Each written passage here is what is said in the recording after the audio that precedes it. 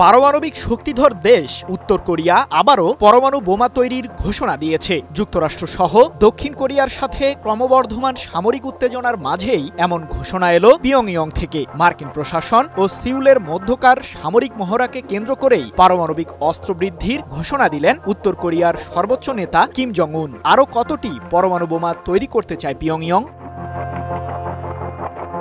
যৌথ সামরিক মহড়ার মাধ্যমেই উত্তর কোরিয়াকে যুদ্ধের জন্য উস্কে দিচ্ছে যুক্তরাষ্ট্র ও দক্ষিণ কোরিয়া, এমন অভিযোগ করেছেন কিম জং উন। মার্কিন প্রশাসন ও দক্ষিণ কোরিয়ার এই সামরিক বলয়ে পারমাণবিক উপাদান জড়িত রয়েছে মন্তব্য করে কিম জানান, তার দেশের নিরাপত্তার জন্য উত্তর কোরিয়ার সামরিক বাহিনীকে দ্রুতই পারমাণবিক অস্ত্র সম্প্রসারণ করতে হবে। 19 আগস্ট উত্তর কোরিয়ার সর্বোচ্চ নেতার বরাতে বিষয়টি নিশ্চিত করেছে ব্রিটিশ বার্তা সংস্থা রয়টার্স।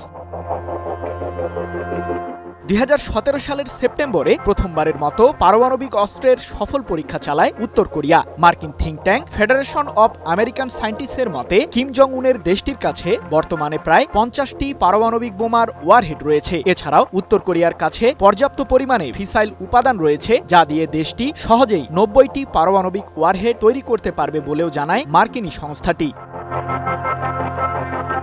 আগামী বছরের অক্টোবর মাসের মধ্যেই উত্তর কোরিয়া 5000 টন ওজনের একটি ডেস্ট্রয়ার তৈরির উদ্যোগ নিয়েছে। এটি তৈরি হলে দেশটির সামরিক বাহিনীর বহরে যুক্ত হবে 3টি যুদ্ধজাহাজ। এরই মধ্যে এই যুদ্ধজাহাজটির জন্য ক্রুজ ও বিমান বিধ্বংসী মিসাইল পরীক্ষা শুরু করেছে পিয়ংইয়ং। ওদের স্বপ্ন পূরণে পাশে থাকতে পেরে আমরা গর্বিত। এদিকে 18 আগস্ট থেকে 11 দিন ব্যাপী বার্ষিক সামরিক মহড়া শুরু করেছে দক্ষিণ কোরিয়া ও যুক্তরাষ্ট্র। উলচি ফ্রিডম শিল্ড নামের এই যৌথ মহড়ায় অংশ নিয়েছে দুই দেশের অত্যাধুনিক সমরাস্ত্র। মূলত এই বিষয়টিকে কেন্দ্র করেই উদ্বেগ জানিয়েছেন উত্তর কোরিয়ার সর্বোচ্চ নেতা কিম জং উন। যদিও তার প্রতিপক্ষ দক্ষিণ কোরিয়া পিয়ংইয়ং এর সাথে সামরিক উত্তেজনা কমানোর পক্ষেই কাজ করছে বলে জানিয়েছেন দেশটির প্রেসিডেন্ট লি জে মিয়ং।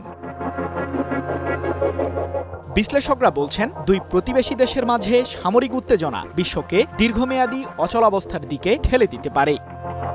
সৃজন মাহমুদ, নিউজ 24।